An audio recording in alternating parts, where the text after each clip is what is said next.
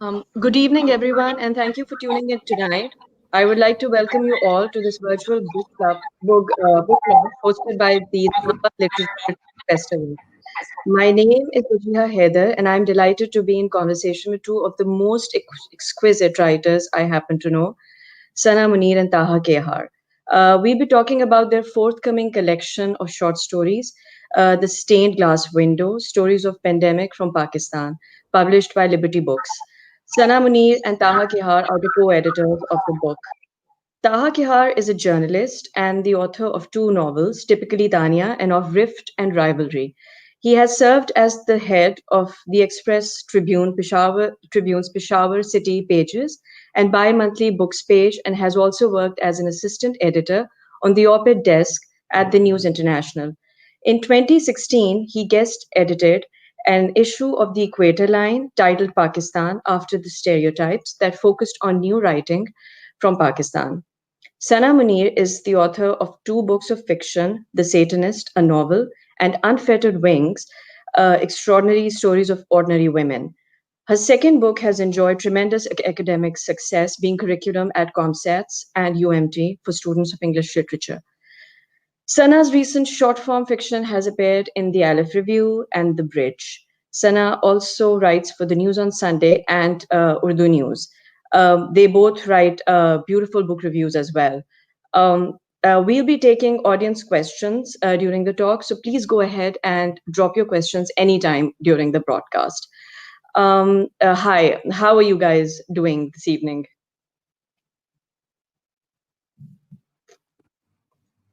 Hello, can you guys hear me?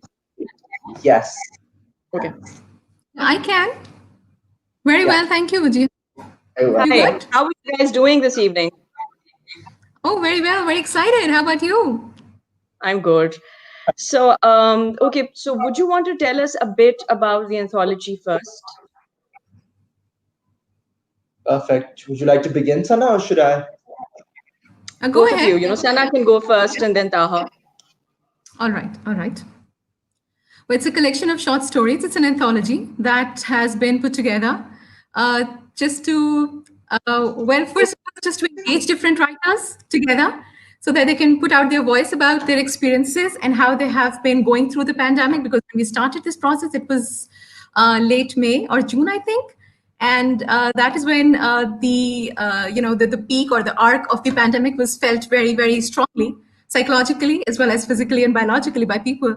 And there's some people who really wanted to express what they had been going through. Some people were finding it very hard to connect to writing or reading those days. But those who did, well, their voices are there.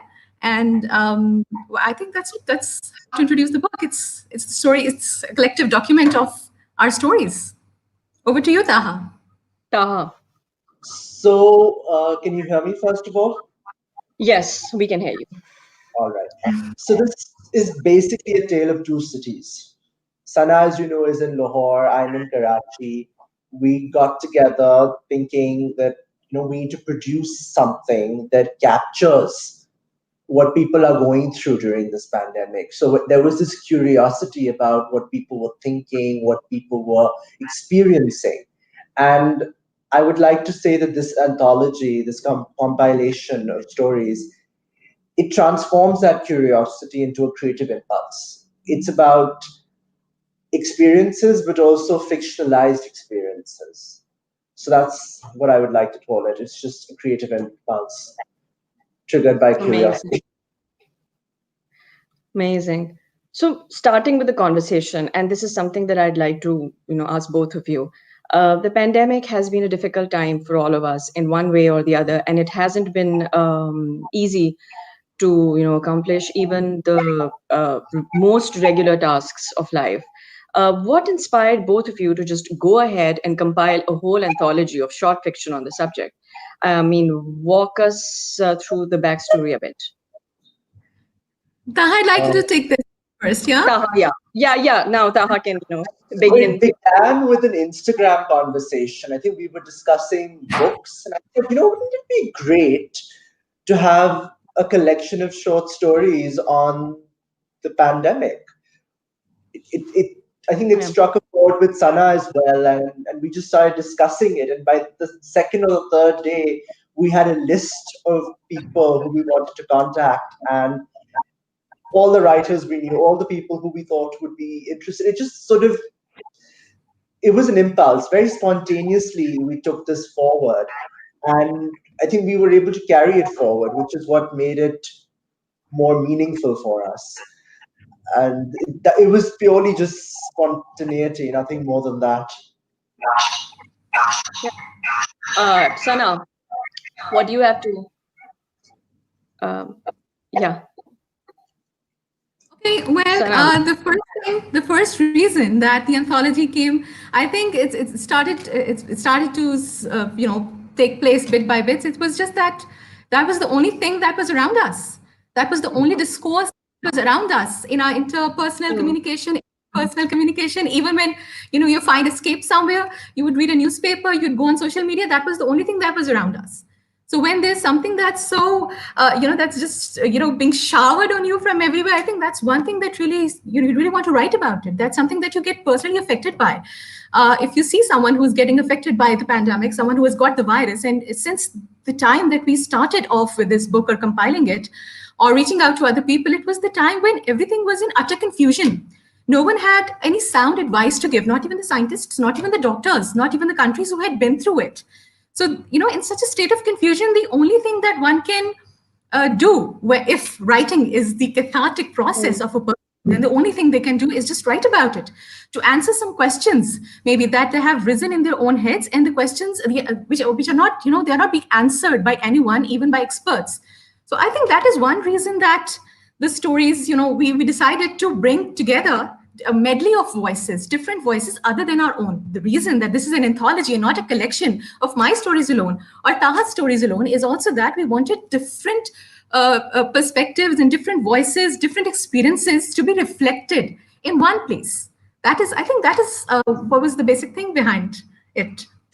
I true. guess with uh, the fact that fiction is supposed to be a form of escape for so many people, but the prompt we gave our writers was, okay, don't tell us about a story of escape. Tell us the story of experiences that you're going through, but fictionalize them. So it was a Yeah, form of catharsis that helped them maybe in some way or the other talk about something that they were going through.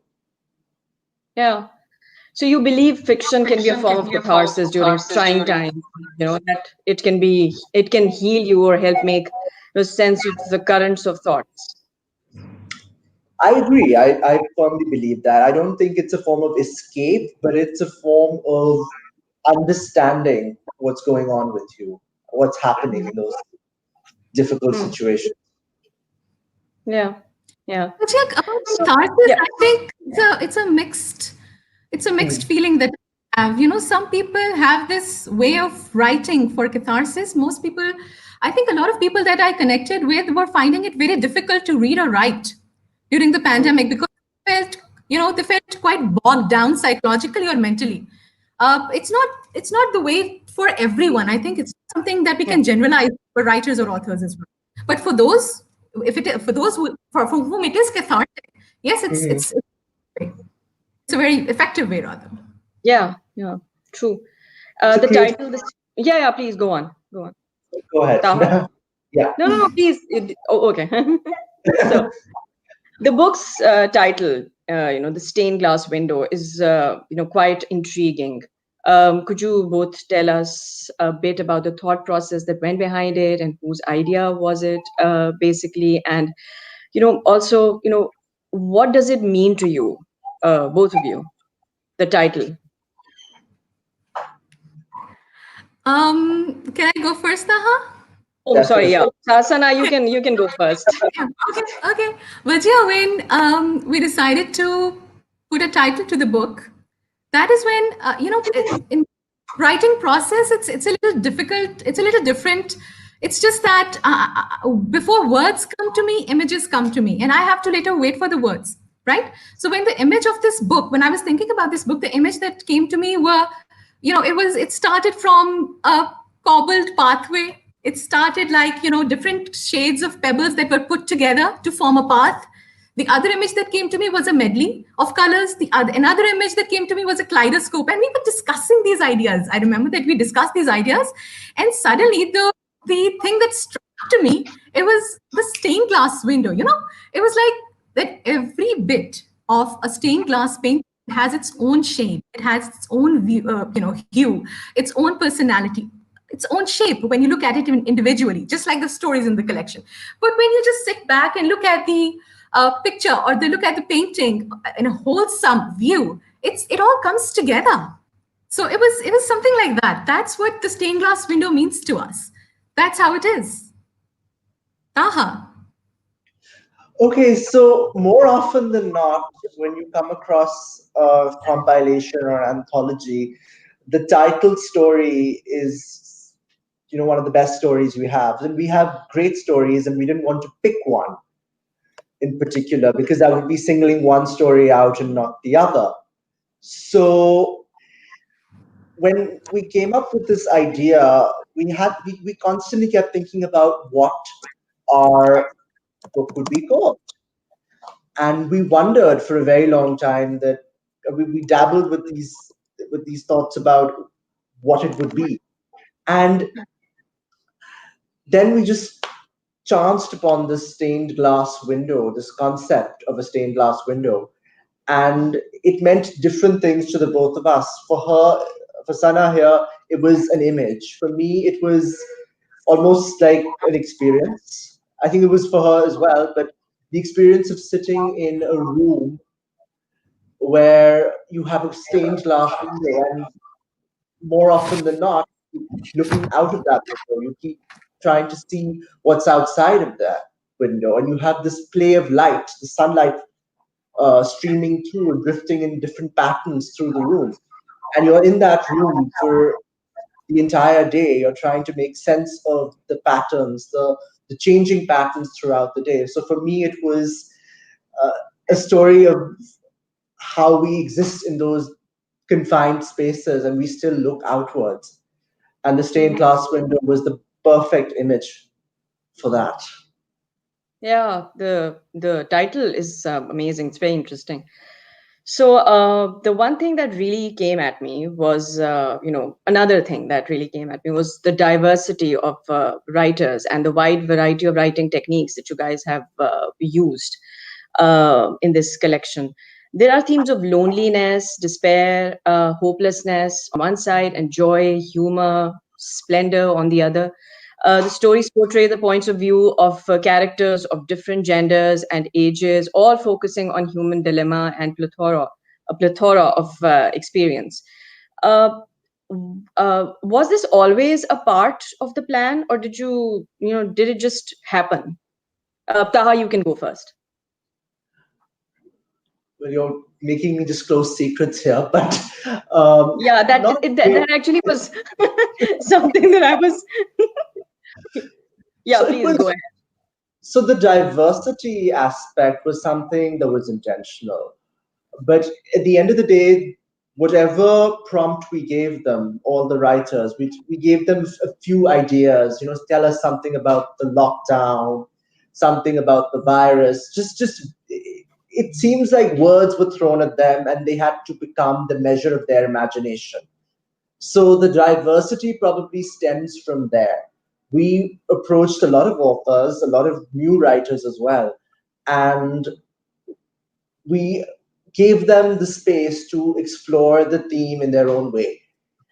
And maybe that's where the diversity comes from. However, I do feel that in that diversity, we ended up producing work from different people, different kinds of writers. We had new authors and old authors. Each of them had something new to say, and they were experiencing a diverse spectrum of emotions during that period of time, because we often forget that the pandemic didn't affect, or rather doesn't at this point, affect everyone in the same way. There were moments of joy, moments of distress, and there were also moments of complete chaos. So it was important for us to talk about each of these aspects. And now that I think about it in retrospect, what we were trying to do was immortalize the memory of this pandemic. and we had to capture all the nuances, all the experiences. Without that, maybe we would just produce this bleak book about despair and sadness, and there wouldn't be a shade of meaning, shade of life. So I think that was deliberate, but also at the same time something that our contributors took further. Yeah, Sana, you can, When we reached out to Sana. people, when we reached out to people, especially those authors who had already been published before, we had already read their works. So we more or less knew what their style would be and what kind of tilt their writing would have. There was some sort of an idea because we are readers before we are writers, and we have, an understanding of a writer's style. So those people as well who had not written, who had not published before, there are also a lot of authors or young voices who have been published for the first time in this anthology, and that's something very I feel very happy about it. About those, even I had an idea because more or less they had been connected to the literary society of Lahore or of Karachi in one way or the other. So that was something that we aimed at.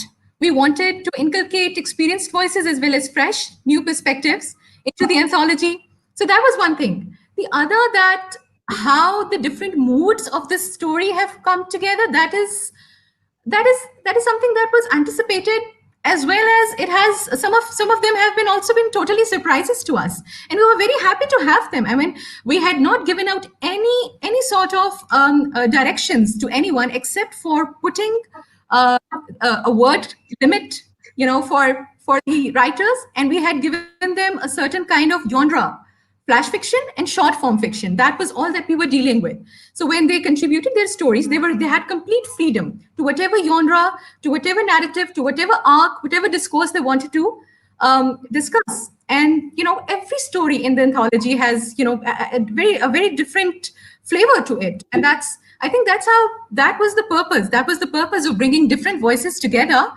the different stories together. I think the purpose was fulfilled when we started receiving the submissions. It was glorious. Yeah, that's what I noticed as well. Uh, so, okay, Sana. So back when you guys were still in the initial stages of putting together the anthology, collecting stories and editing them, you mentioned something to me that stayed with me, and you just said this just now as well. You said that the stained glass window is just what it promises to be, a cobbled pathway where every stone has its own story. It is a beautiful sentence. Would you like to speak a bit on what you meant by that? Okay, Vijaya, it's just that I feel um, that discourse is a very subjective thing.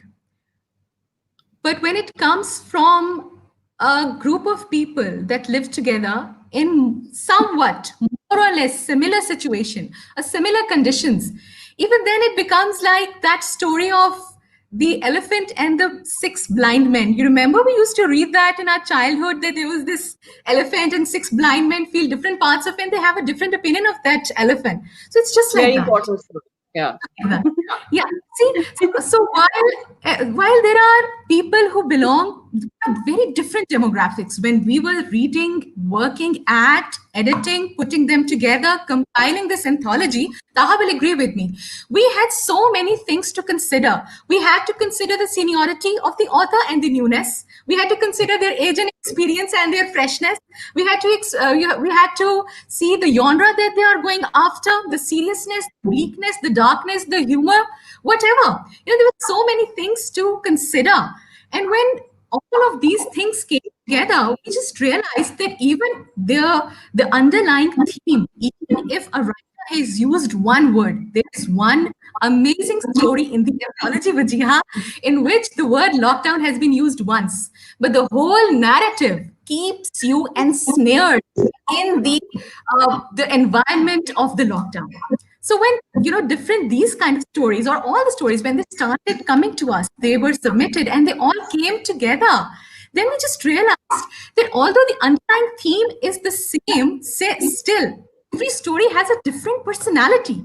Every story has, a background of its own, and it would still go on if we had not put a word limit on the writers. So that is what I mean when I say it's a cobbled pathway. That is what I mean when I say it's a stained glass window, because it's a window. You can open it and look through it. I really hope we get to open this window and just look out of it, and the pandemic ends. I think that's a glimmer of hope. I think. Yeah, yeah. So, Taha, I noticed that the stories in the compilation were very, they very smoothly negotiate the divide between the public and private spheres. That becomes so pronounced during a lockdown. Would you like to speak a bit on that?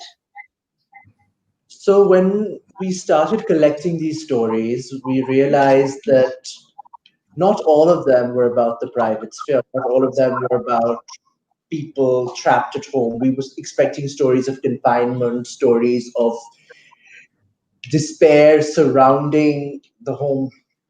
But there were people who were spooling outward, people who were trying to look at what's going on outside. I think the most powerful stories we have are either set within the private sphere and are still aware, very, very much conscious of what's going on outside, whether it's just the pandemic or whether it's the political situation, whether it's just how they will negotiate this new fearful world that they must live in. So we had some very fascinating stories. In fact, yours, Vajiha, I don't think many of you know, but Vajiha is not just the Yeah, moderator of this session, she is our contributor, one of our many contributors. And yeah. her story deals with the public private divide quite well. Would you like to comment on that? Sorry to turn this all around. Yeah. How So, was it for you, Vatiha? Let's hear it from you. Let's hear it from you. it's actually a very difficult thing for me. It was my it was my bread moment of the pandemic. Like some people made bread for the first time, during Yeah, quarantine. I made a short story, and I think I yeah, felt the same kind of relief and joy afterwards. So amazing. yeah, I mean, I was a bit scared and very nervous to write the story because I don't really do fiction, but Yeah, when I got done it was just it was I felt wonderful. It was like and yeah.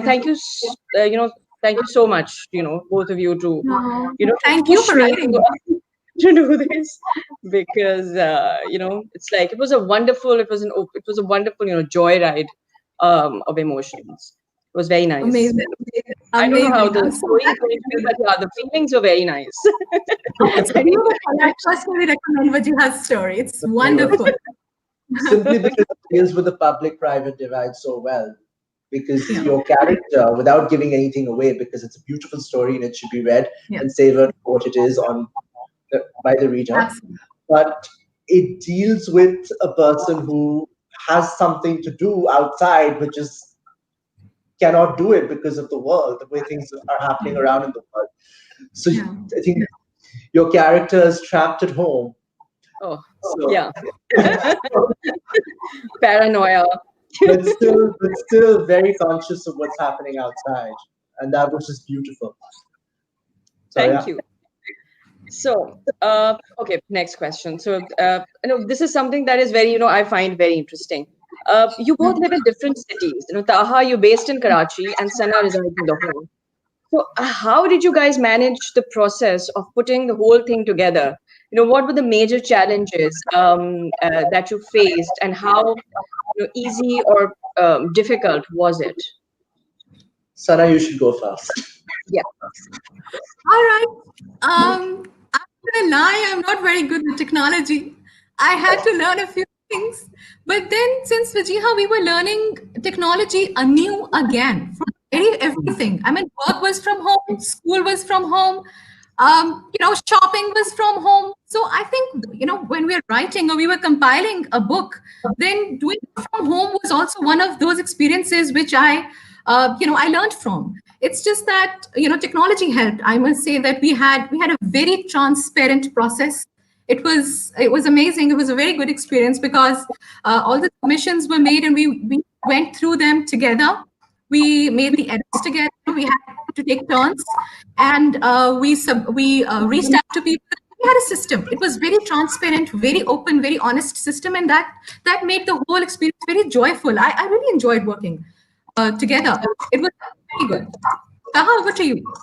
That was the As I honest said, thing I. Yeah, Taha, you can.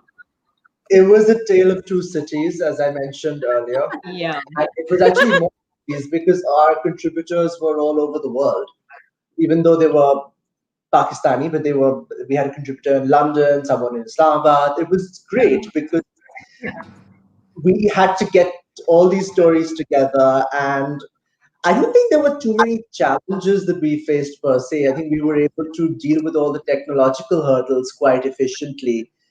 Uh, Yeah.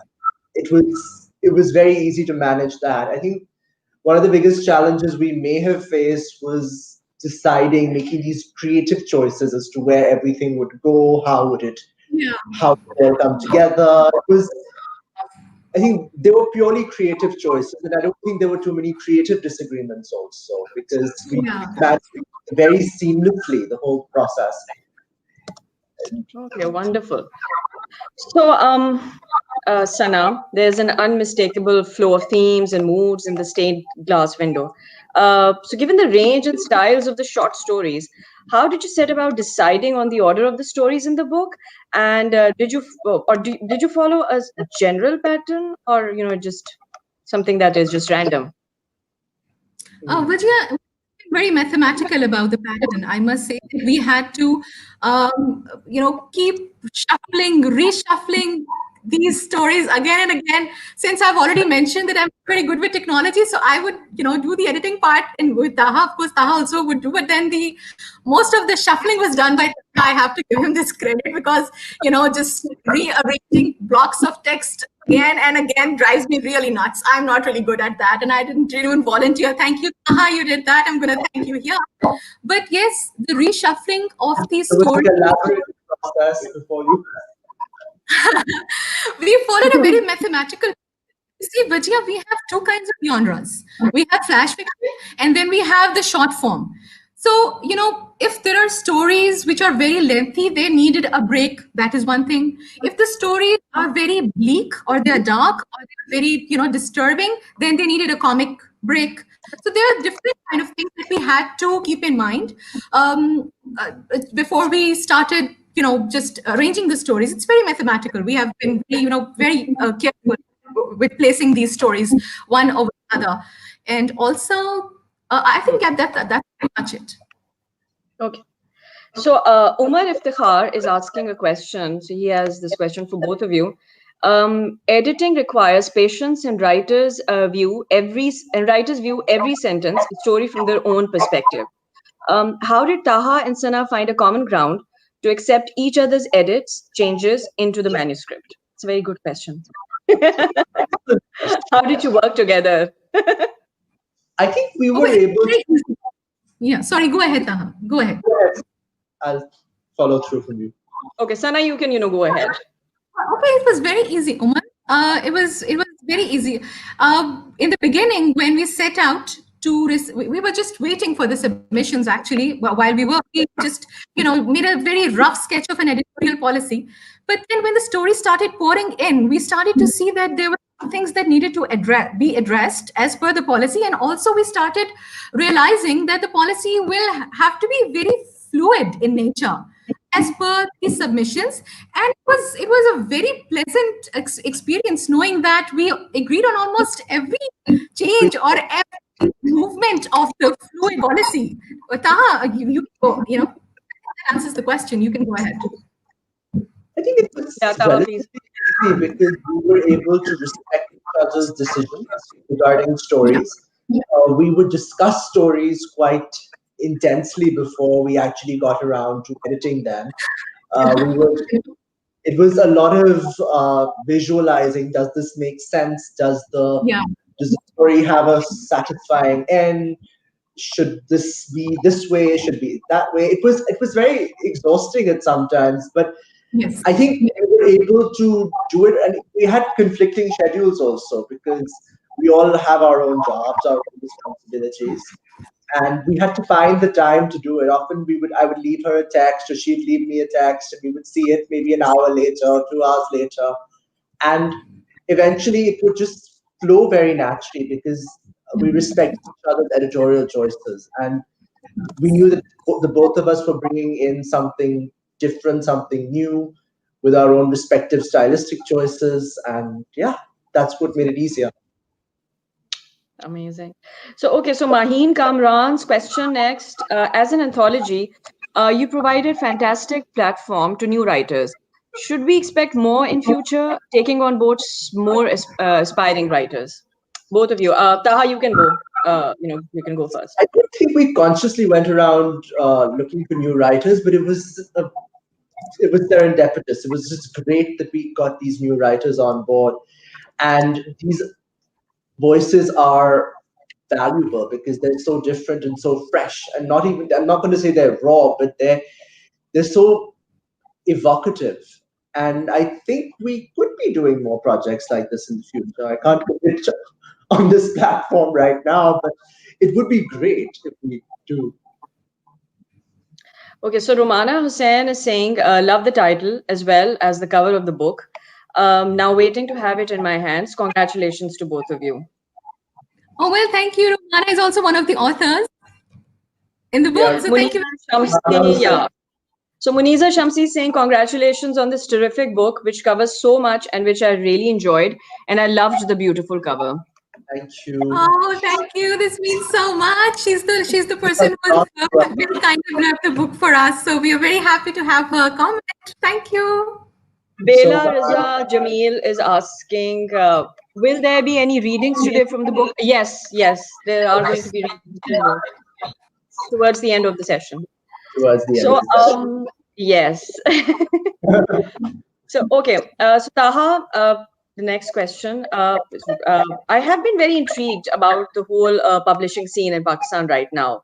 So since it's a locally published book, what has been the experience like for you guys, and what would you like to share about your engagement with the local market? With the aspiring writers, who want to publish locally. Um, Yeah. So yes, publishing you in can. Pakistan hasn't really gained the kind of incentives that it deserved. And specifically, fiction publishing is something that is, I would like to say, underutilized, not ignored. Because everyone is a fiction writer, and every other person you come across aspires to write fiction, and publishers do want fiction, but there is an attitude of not indifference, but they're a bit wary of taking on fiction. And we were also a bit concerned because this is our first experience publishing locally. We've both been published in India before, and we feared that there would be some challenge, but it was very smooth. And I think the best thing about it is that everything just fell into place. We feared that we would have a lot of challenges that never happened. It just it just fell into place very seamlessly, and that's what the That's best good to part. know. Very encouraging to know. For young aspiring writers especially. So Nashmiya Khan is saying, would love to hear more about the inspiration behind Gulmohar House by Huma Sheikh. Great. Uh, This is an Would you have interesting story. Would you like to talk about it, or yeah, whoever wants to talk about this. Taha, go ahead. so? This is one of our new writers, Huma Sheikh. She is a teacher, and she drew upon her own experiences in her own life. It's not an autobiographical piece of fiction, but it was just so beautifully done because she uses the image of gulmohar trees, vivid effect in her story, and it's done so well because it goes back in time, then it shifts from past to present so powerfully. I think that's the magical thing about the book, the story. And Yeah. we have a lot of narratives by women, and this is one of the more poignant narratives we have because it draws upon the past and the present in a very effective way. What does Sana have to say about this? Because I'm, Yeah, I think you Sana, pretty what much do you covered think? it. For the rest, you will have to read the book. yeah, That's all. that's all.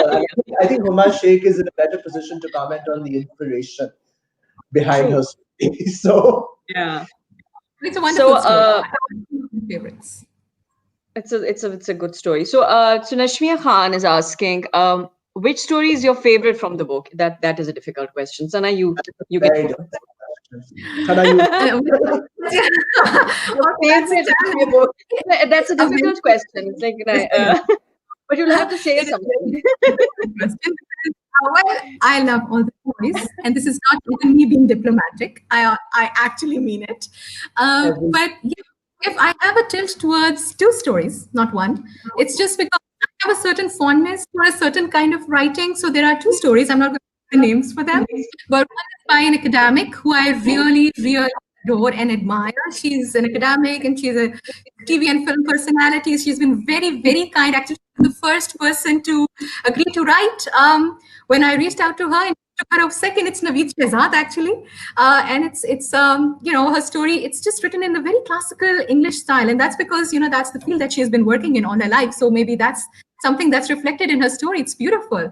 And then another, there is another which is really cool. It's also written in a very classical style, but it has a very Pakistani touch to it, a very Urdu classical touch to it. So I think that is something that I really admire in bits of writing. That story, the other story, is set in Sahiwal, so it's got a very rural, very Pakistani touch to it. It's very important to me to connect two stories in a certain way. So these are two stories which I really, really, I think have great fondness for. Taha, now over to you.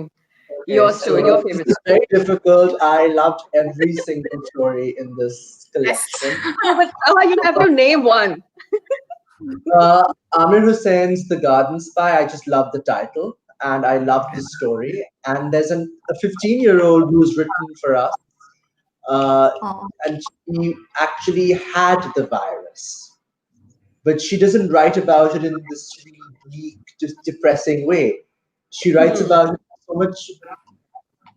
She has so much fun talking about yeah. it because she doesn't poke fun at herself or whatever she's going through, but she deals with it so beautifully. Just the human aspect of having the virus and dealing with it every single day.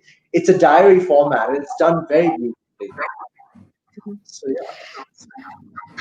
Okay. There's another question. It's Mazhar Qureshi. The lockdown period was particularly difficult for everyone. How did you keep the book from getting too dark? Um, Taha, you can go first, and then Sana. there has to be an element of humor as well in a book like this because, as I said, we were trying to immortalize this period, uh, consciously or unconsciously, for the purposes of posterity. And we didn't want to create this really dark, gloomy picture of the pandemic. That's why we wanted stories that were slightly light, that made you laugh. As Sana mentioned earlier, we followed a very mathematical process of dividing the book. We had to move in every section from hopelessness towards hope. We were trying to lead readers towards from pessimism towards optimism, and that's why it was important to write something that was light as well. And I think I actually ended up writing a story for the anthology that was very light to the point of being absurdly and that was my attempt at keeping it really, really, really light at the same time and not Yeah. taking it to a dark extreme. But we have another story by Nirvan Nadeem. Yeah. Um, it's a funny story, and the story that I just mentioned by Mehnaz Mir that has humorous overtones as well. So that's just the beauty of balance, trying to find the right balance between darkness and the, the happier parts of things. Yeah. Good. Okay, Sana. Now your turn. Well, I think Taha has pretty much covered it all. I think that's I think he has answer the question. I'll take the new question if you don't mind. There's one from Kulsum. What made you to? Yeah, it's what made you to pick the stories from new authors? This is from Kulsum Bano. Yeah, she's also one of the contributors. I'm so She's glad to see another her. contributor, She's exactly. also got a Hello. story here, and she's got a wonderful narrative. I think something that's very close to my heart. It's something that really she has. Although this is her first piece, her first work, published work of fiction. I believe she's also one of those authors that I reached out to, and I knew that they were longing to write. I know that longing for writing. So she was very happy to contribute, and I was very happy to receive a submission. What made me pick the stories from new authors? Kulsum, you see, we didn't really reject anyone, did we, Taha? We I worked on the stories and we made authors work on them if they required to do so. But it has been a very good camaraderie that we have had with our authors, the writers. It has been a very enjoyable process, and editing was a joy. So it didn't really matter to us whether the story or the submission was coming from a new author or an old, because they were all very special, all very respectable to us. think the freshness of perspectives comes with a new author. They always have something new to offer, which is why Yeah. it means so much to us that you people chose to contribute. So Romana Hussain is requesting, please read a few lines from the youngest contributor, the 15-year-old. Uh, so who would like to, Anna, would you you know, like to do that? Or You would? go for it? anyone can. Go No, for it. Taha, if you have a page with you, go ahead. Yeah, go ahead. I mean, you go for it because I think you'll be able to capture her Yeah, voice I better. have it open in front of me. Actually, should I go? Okay, I've just randomly opened this page because this is a live question. I wasn't really prepared for it, but Okay, Taha, then I'm you just, can go ahead. You have it in I'm front going of to you. read it out. I'm going to read one or two passages. She writes in a very, postmodern style, with the, Or we okay, can, I'm not going go to to read the more. next question, and we can do this towards Yeah, the end okay. of the. All Is it right, maybe, all right, that's fine. all right? That would be good. So okay. So the next question is, okay. So I also feel that there has been an exponential increase in self-publishing recent times. So on the one hand, it seems to me that it offers emerging writers opportunities like never before. But at the same time, this can make it truly difficult to discover treasures, literary treasures. What do you guys think about that? About Was self-publishing. self-publishing? Yeah.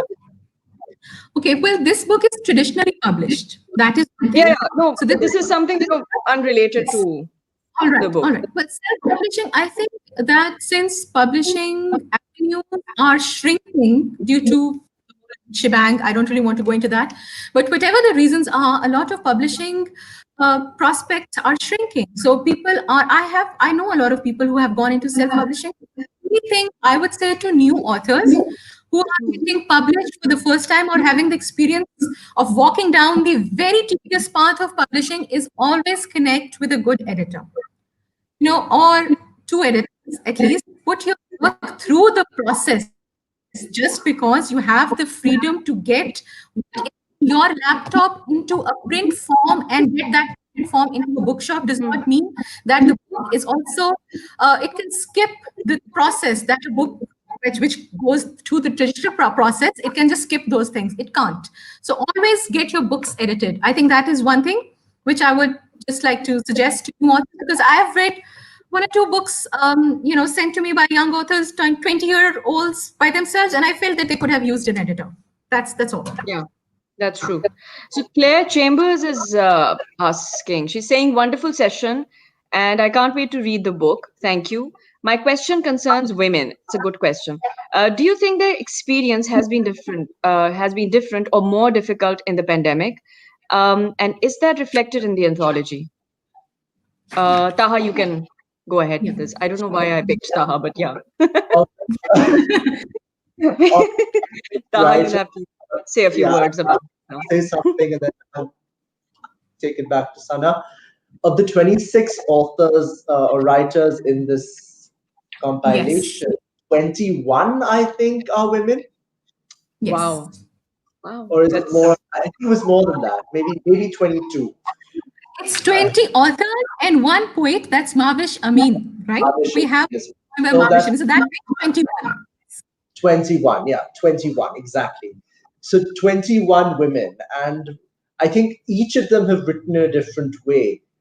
We have tales of domestic violence and abuse. We have stories about women negotiating the division of labor at home, because eventually they found themselves at home with their husbands, and their husbands were still expecting them to do work, whereas the women had Zoom calls and work meetings, and then they would have to rush to the kitchen, and the husband would just be lazing about. I think Athiya Daud Yeah, captures yeah. that in her story so beautifully.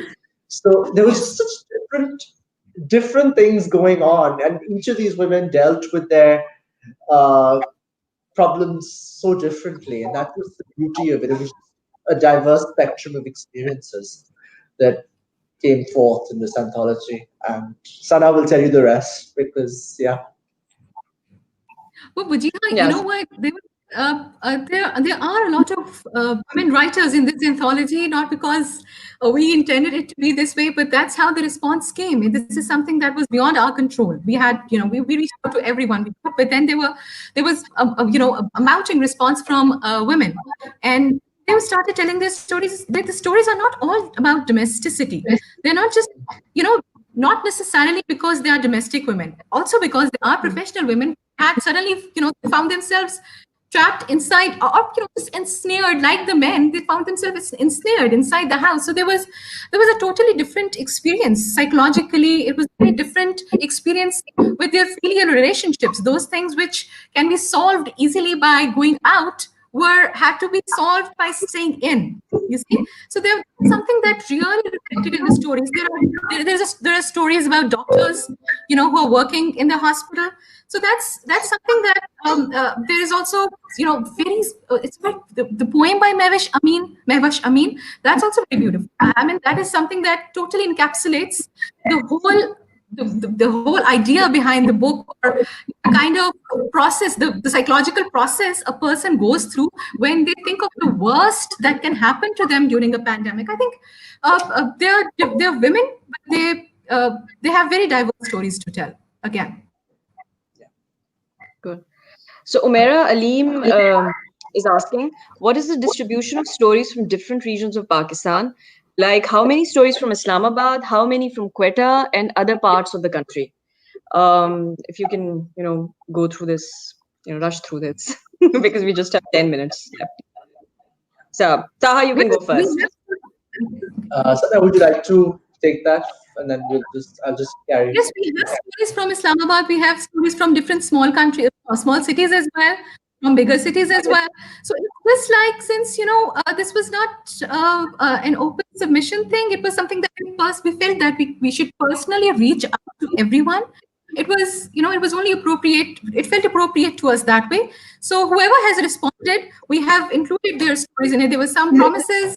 There were some people who were reluctant. There were some people who couldn't commit because they were fine. They had things going on, and we totally respect that. So it's just like whoever has responded, whoever has submitted, has been part of the anthology. I think that's what was on us, and that's how we have dealt with it. We have not, let any story go. Not at all. Yeah. So Asfar Suleiman is asking, the anthology format is not much explored in books by Pakistani authors. What advice would you have for new writers interested in narrating stories in this format? So I think we've had Uh, a few anthologies in Pakistan. I think Vanita Shamsi used to do these lovely anthologies at one point in time, and we have a few anthologies here. What advice would I give to new writers interested in narrating stories in this format? I think we are comparatively lucky because our anthology is it's on the pandemic, and I this is something I've been thinking about a lot because the short story format is very self-contained in many ways.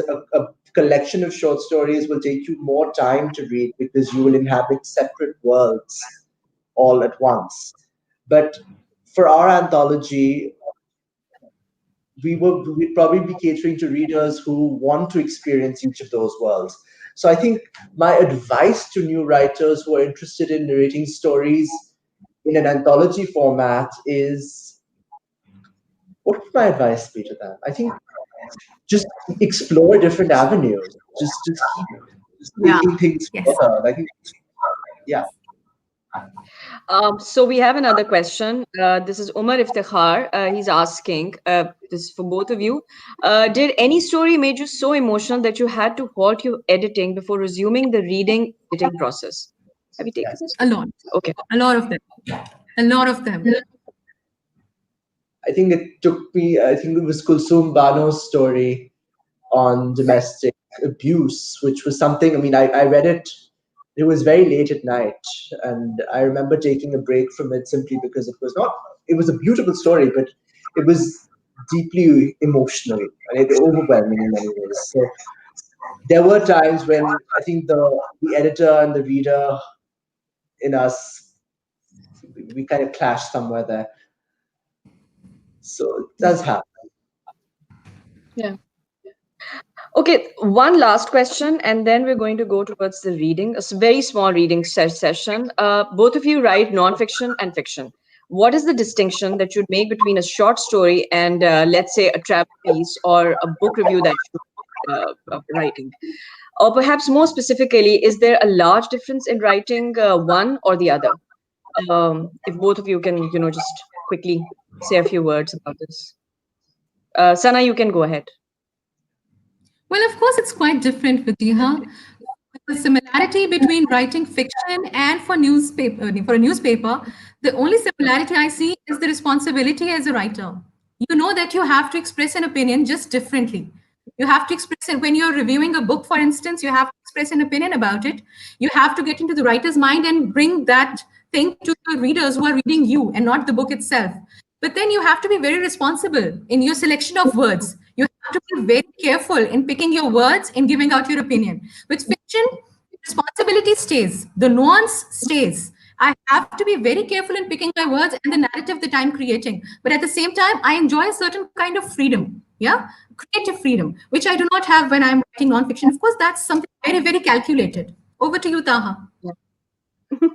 When I write nonfiction, I know it's just me, so it's a very isolating process because I know I'm, as Sana pointed out, expressing my own opinion, trying to be responsible for what I'm telling the reader. But with fiction, I'm surrounded by characters. I'm surrounded by so many people.